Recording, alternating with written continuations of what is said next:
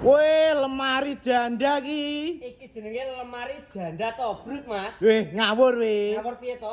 Iki warnane janda, ukurane jumbo. Oh, gede. Heeh, gede maksudnya iki. Ukuran piro ki? Ukurane 2,5 meter, Mas. 2,5 meter.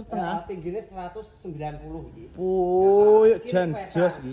Heeh. Iki jerone kan full gantung gawe gamismu Oh, to, los bebas dol. refleks. Ya.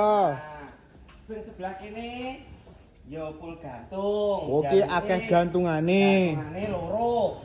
Kene nggon lipatane baju ning kene. Heeh, lha ki. Komplit sak laci-lacine, Mas. Nggo Lah. delek-delek dhuwit ngono ning kene. Delian emas ki. Heeh. Delian emas. Dhuwit aman ning kene. Oke. Nah, iki sebelah kene jaluke lipat kabeh. Oh, lawange kupu tarung ki. Iki gaya anake cilik omonge. Oh, dadi lemari siji komplit nggih sak wong sak omah iki. Sak omah komplit iso Jos pesen. jis nek iki. Murah. Lah engko regane piro? Iki regane 6 juta, Mas. Murah tenan iki. 6 juta. 6 juta, bahannya aluminium ACV, wis anti rayap, anti tikus, Jos. anti air, anti api.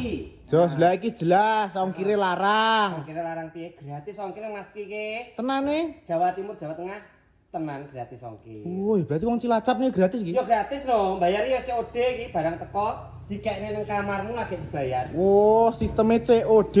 COD.